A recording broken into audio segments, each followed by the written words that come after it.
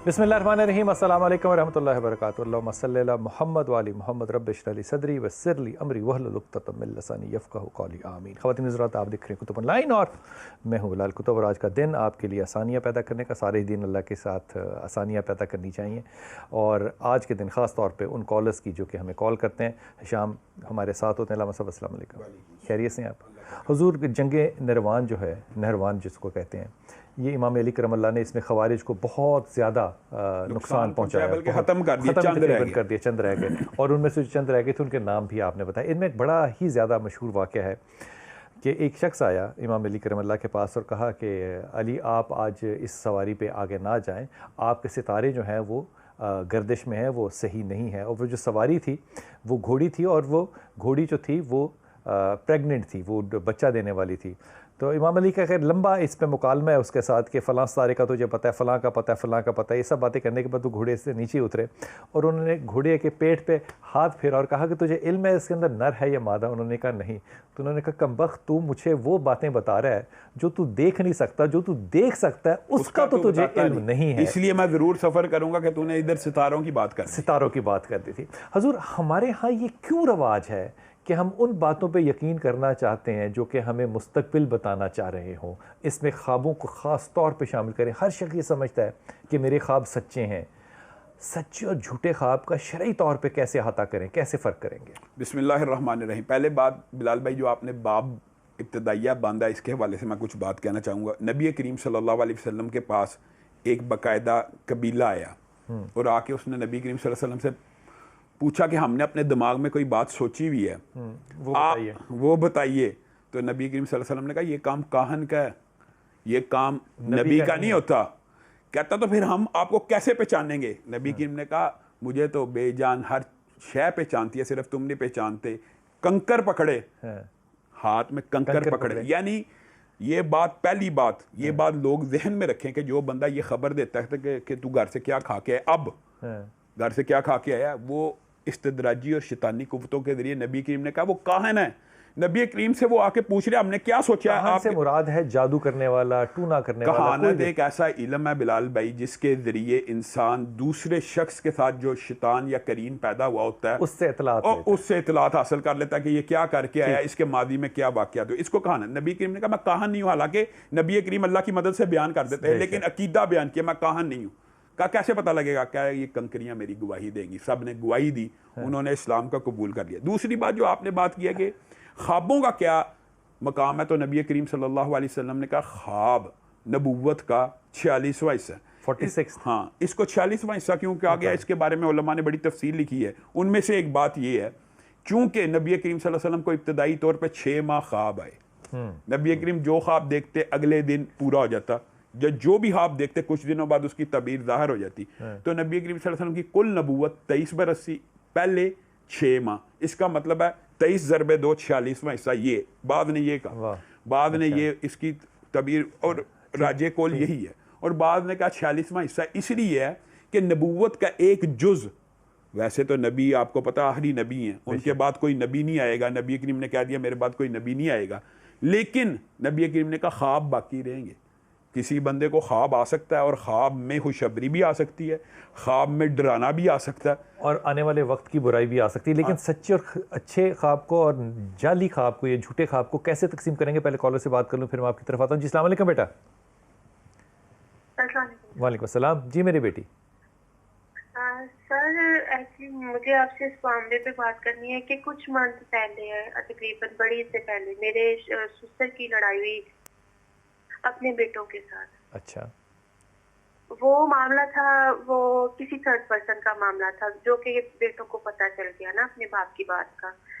तो उसकी वजह से घर में काफी प्रॉब्लम्स बनी। मैं ईमानदारी से कह रहा हूँ, आपके ससुर ने की शादी, मैं नहीं कह रहा कि किया कि नहीं किया, मैं मिसाल दे रहा हूँ।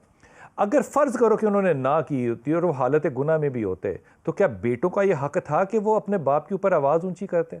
जब नबी के पास बेटा आया और उसने कहा कि मेरा बाप मेरी चोरी करता है, चोरी करता है, भाई चोरी पे तो हाथ कटते हैं।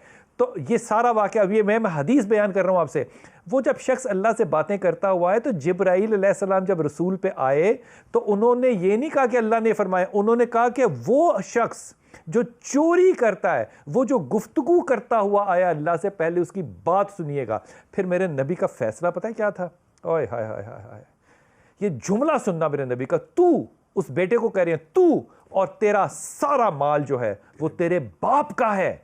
अब इसके बाद वो कौन सी गुंजाइश रह जाती है कि बेगम साहिबा रास्ते में आ गई, हमारा हक है, बहन सामने आ गई, बेटी सामने आ गई, अगली माँ सामने आ गई। अरे भाई, तू और तेरा माल सारा उसका है, फिर आप उसके ऊपर कैसे उंगली उठा सकते हैं? मेरे ख्याल में चारों बच्चे जो हैं उनको इस सियासत से बाला रहना चाहिए, अपने बाप के साथ खड़े रहना चाहिए। अगर वो किसी गुनाह में है तो हदायत की दुआ करें और एक एहतियात के साथ बात करें। अगर गुनाह में है तो उनका निकाह कराएं। क्या खूबसूरत यार बात की है, क्या खूबसूरत बात। ये बात जरा खोल के करें। फिर से कह रहा हूं कि अगर उनको ये वहम है बाप गुनाह में है तो उसका निकाह करवाएं। ये किरदार चाहिए, यही होना चाहिए। ये किरदार चाहिए। आपको एक बात बताता हूं, हमारे मुआशरे में औरतें पता क्या करती हैं? पता लग जाए ना हामंद का अफेयर है, वो फेर बर्दाश्त कर लेती है, निकाह बर्दाश्त नहीं करती।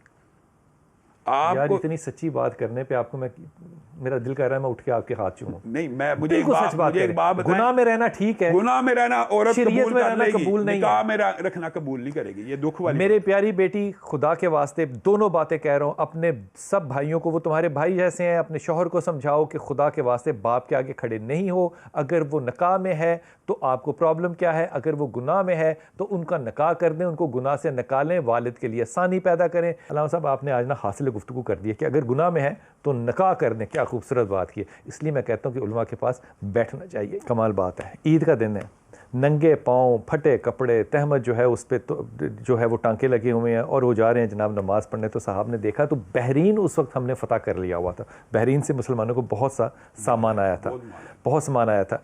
तो साहबा ने जाके कहा कि हज़रत अली करमल्ला से कि आप ज़रा हज़रत उमर से कहिए कि ये अपने हालात को ज़रा, ज़ाहिरी हालात जो है उनको बेहतर, और जो कर भी सकते हैं।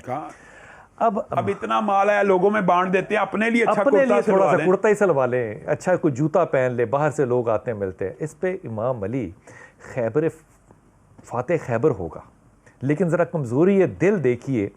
कहते हैं साहब से कि अगर मैं उमर के पास जाऊं, कुर्बान जाइए खुदा की कसम, और मैं उमर से कहूं कि तू अपना नफ्स मुझे बेच दे, हाय हाय हाय, तो रब्बे काबा की कसम वो अपना नफ्स मुझे बेच दे, लेकिन मैं उसको जाके ये नहीं कह सकता कि तू अपने लिए जूता नया खरीद ले। हाय हाय हाय, अपना वो हुलिया तरक कर दे जो उसने नबी के दौर में रखा। अम्मा आयशा के पास गए, हज़रत अली ने कहा कि ये आप आयशा ही कह सकती हैं। अम्मा आयशा ने जब कहा तो आपने अपनी दाढ़ी को पकड़ के क्या कहा? कहा इसमें अम्मा सफ़ेद बाल देखो, अब मेरे पास जो वक्त है वो मुख्तसर है, आप नहीं चाहती कि मैं नबी को वैसे ही जाके मिलूं जैसे वो मुझे छोड़ के गए थे। बिलाल भाई, हज़रत उमर की ये जो उसवा और सीरत है ना, अब मैं इसका एक दूसरा पहलू भी देखता हूँ। एक तो अपनी ज़ात के ऊपर है, एक लोगों के ऊपर कैसे है। हाँ। याला बिन उमैया तवाफ कर रहे हैं, फरते जज्बात हर बंदे के होते हैं। हाँ। आप और हम जब जाते हैं खाना काबा, इंसान जज्बाती हो जाता है। याला बिन उमैया भी सहाबी हैं। अब रुकने यमानी के करीब पहुंचे, फरते जज्बात में आके उससे गले लग गए, उसको चूमना शुरू कर दिया। हज़रत उमर ने दुर्रा निकाला, मा तुफ्ता मार रसूली, क्या तूने रसूलुल्लाह सल्लल्लाहु अलैहि वसल्लम के साथ तवाफ किया था? या अल्लाह बिन उमैया ने क्या किया था? क्या रसूलुल्लाह सल्लल्लाहु अलैहि वसल्लम ने यहाँ पे आके फरते जज्बात में बोसा और गले लगाया था? नहीं, वो तो हजरे अस्वद को चुमा। तो हज़रत उमर ने कहा, अल्लाह की कसम अगर तू इस हरकत से बाद ना आया, मैं तुझे दुर्रे लगाऊंगा। यानी हज़रत उमर ना सिर्फ अपनी ज़ात के अंदर जैसे वो किसी भी तब्दीली का कायल नहीं, दीनी अमूर में भी किसी तब्दीली का कायल नहीं थे। और हज़रत अबू बकर का भी यही कौल मौजूद है। एक सहाबी को उन्होंने देखा, वो आ रहे हैं, उन्होंने क्या तलबी पढ़ी। अब देखें बिलाल भाई, अल्फाज के अंदर कितना को फ़र्क है। लब्बैक अल्लाहुम्मा लब्बैक, अल्लाह को कह रहे हैं ना, अल्लाह मैं हाजिर हुआ। वो बंदा आके कहता है लब्बैक या ज़ल मारिज, ये भी अल्लाह की सिफत है, ज़िल मारिज, ऊंचाई वाला। लब्बैक या ज़ल मारिज। अबू बकर ने कहा इधर आ, क्या कहता है? रसूलुल्लाह सल्लल्लाहु अलैहि वसल्लम की तलबी का पता है? उन्होंने क्या कहा था? लब्बैक अल्लाहुम्मा लब्बैक। अबू बकर ने कहा, अल्लाह की कसम अगर तूने दोबारा लब्बैक या ज़ल मारिज कहा ना, अब देखें ज़ल मारिज का भी वही है, मतलब सिफत है, ऊंचाई है, वो है जो कि नबी पाक सल्लल्लाहु अलैहि वसल्लम ने कहा। यही वो वजह है, यही वो वजह है कि अल्लाह के नबी ने कहा कि शैतान जो है वो बाज़ारों का बादशाह है, लेकिन जब उमर ख़त्ताब बाज़ार में निकलते हैं तो शैतान भी वहाँ से भाग जाता है। ये है वो अकीदा, तो मैं नहीं कहना चाहता, ये इत्तबा है वो नबी की, इत्तबा रसूल है जो कि आपको इतनी बरकत दे। इंशाअल्लाह जो आपने या सलाम बताया ना, असल में ये आयत भी है, या नारू कूनी बरदम व सलामा। जो आपने कहा आग ठंडी करती है, तो अगर ये आयत पढ़ना शुरू कर देना, या नारुकूनी बर्दम, या नारुकूनी बर्दम व सलामा, जैसे आपने या सलाम का, ये या सलाम इस आयत का मुखफ़्फ़फ़ समझ ले, या नारुकूनी बर्दम व सलामा, इससे गुस्सा ठंडा होता है। और एक बात मैं और कहना चाहता हूँ, जो पहले बहन ने सवाल किया है, किसी को भी रिश्ते का अगर मसला है ना, सूरत कसस आयत नंबर 24, रब्बी, हाँ आयत नंबर 24, रब्बी इन्नी लिमा अनज़लता इलैया मिन खैरिन फ़कीर। अच्छा, जिसकी हुई हो दूसरी हो जाती है, वो दूसरी भी हो सकती है, इसमें क्या मसला है? मैं तो कई दफा कहता हूं उलमा के साथ बैठना चाहिए। हज़रत मूसा ने मदियन के घाट के ऊपर ये दुआ की कि अल्लाह मुझे रोटी चाहिए। अल्लाह ने कहा रोटी नहीं, रोटी पकाने वाली भी ले। क्या बात है, क्या बात है यार। बिस्मिल्लाहिर्रहमानिर्रहीम। हज़रत, दो लोगों ने ख्वाबों के ऊपर बड़ा काम किया है। सेगमेंट फ्रॉइड ने काम बहुत ज़्यादा किया, जबकि उसके पास कोई डेटा अवेलेबल नहीं था, और जिस मुल्क में वो रहता था वीनस में, वहाँ भी कोई ऐसे जवाब नहीं, उसने सोच के किया सारा काम। अच्छा। और इमाम इब्न सीरीन ने जो काम किया वो कमाल काम है। और हैरत पता है क्या है, कि दोनों के अंदर जो ताबीर ख्वाब है वो ऑलमोस्ट बराबर है। अच्छा, मुझे इस बात का इल्म नहीं था, लेकिन ये तबीर का एक ख़ास फ़न होता है। और तबीर में आपको एक बात बताऊँ, हमेशा मुखलिस मुअब्बर से पूछनी चाहिए, वरना तबीर के बारे में चंद हदीसें भी हैं कि ये अगर कोई बंदा तबीर कर दे और तो वकूफ़ पज़ीर हो भी जाती है। हाँ, वकूफ़ पज़ीर हो जाती है। मैं ये बात कहना चाहता हूँ कि जिस बात से हमने इब्तिदा की थी, कि कई मरतबा इंसान सोचता है कि मुझे ये ख्वाब आई है, आया ये तबीर वाली है या बगैर तबीर के। इसका बड़ा आसान कुलिया, बहुत आसान। जो इंसान की ख्वाहिश है और जो इंसान का खौफ है, सिर्फ दो ही चीज़ें होती हैं, एक ख्वाहिश है, एक खौफ। ये कभी ख्वाब में आए तो ये ख्वाब तबीर वाली नहीं है, ये लाशऊर है। अगर ख्वाहिश और खौफ दोनों मतलब एक इंसान को ख्वाहिश है, मैं मिसाल दे रहा हूँ कि मेरी ख्वाहिश है शादी हो जाए, नहीं ये तो दुआ है। मैं मिसाल दे रहा हूँ, चलो ख्वाहिश है कि मैं इंग्लैंड चला जाऊँ, मैं अमेरिका चला जाऊँ। अच्छा, तो अगर उसको ख्वाब आएगी ना, ये ख्वाहिश लाशऊर से जागी है। ठीक, ये इमाम इसका ताबीर से इमाम इब्न सीरीन ने लिखा है। दूसरी बात है खौफ। इंसान को किसी चीज से खौफ है कि मैं ऊंचाई से गिरता हूँ, यानी इंसान को एक फोबिया है, सांप का फोबिया, शेर का फोबिया, वह हकीकी है।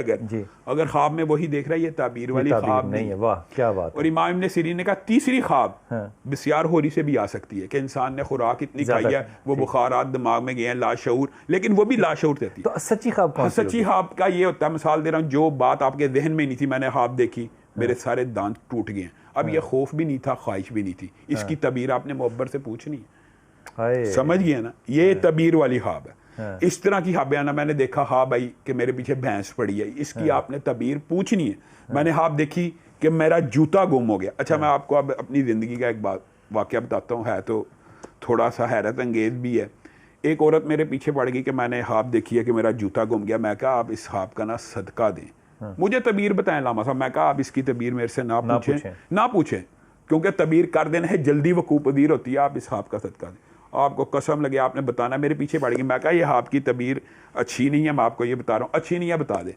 मैं कहा ये आपके हामद की फोदगी की तबीर है, क्योंकि मर्द जो होता है वो, आप नंगे पाँव हो गई हैं, वो आपकी जो चप्पल थी वो उतर गई।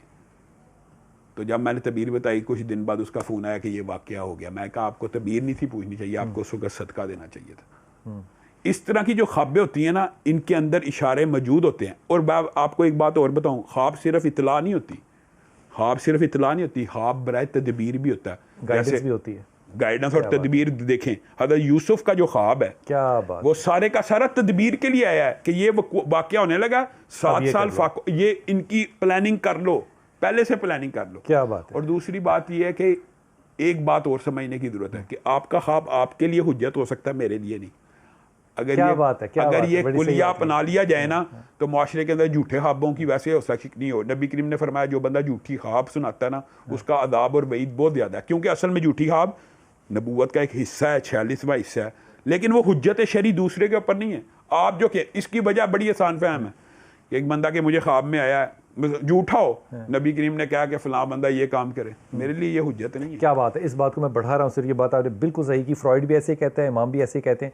एक खातून थी हमारी जानने वाली, मैं उन्हें बड़ी अच्छी तरह जानता हूँ, उन्होंने किसी शख्स से कहा कि मैंने ख्वाब में देखा कि अल्लाह ताला ने आपको मुझे दे दिया है, तो अब आप मुझसे शादी कर लें। अब ये देखिए, ये हुज्जत नहीं है, हुज्जत है कि ख्वाब उन्होंने देखा है, हुज्जत पूरी करने के लिए वो आ जाए। लेकिन इसमें जो एक मेरे ख्याल में बड़े सबक की बात है ना, वो ये कि खुदा के वास्ते जब आप किसी के पास जाएं और वो शख्स एक बात कह रहा है, लामा साहब ने कहा कि ना पूछो, तो अदब यह है कि ना पूछो। अगर इतनी ही बद अखलाकी है तो फिर आप उसका जो खमियाजा है वो भी भुगतें। मेरे ख्याल में ये एक बहुत बड़ा वैक्यूम है हमारे माशरे में कि हम चाहते हैं कि जनाब मुझे तली के तली जो है ना वो फौरी तौर पे जो है उसका फ़ैसला सुना दिया जाए। ये मजाज इंतहाई कमज़ोर है। बिलाल भाई, बात ख्वाबें जो होती हैं वो शैतानी भी होती हैं। अब एक देखें मसलन एक बंदा के कि मुझे ख्वाब आई है, मुझे आवाज़ आई है रूहानी कि अपने बच्चे को ज़बह कर दो, या अब बताएं ये ख्वाब नबी के लिए हुज्जत थी, तेरे लिए नहीं है। क्या बात है, क्या बात है। और लोग इस तरह के ख्वाबों के पीछे मुआशरे में माशरा, बिल्कुल क्या बात है। हुजूर बहुत शुक्रिया। जो प्यास है ना वो लग जाती है आपसे गुफ्तगू करके, बुझती कोई नहीं है। ये मैं आपको ना तशबीहन नहीं हकीकतन बात कह रहा हूँ। अल्लाह ताला आपको सलामत रखे। मुलाकात होगी इंशाअल्लाह ताला। अस्सलाम वालेकुम।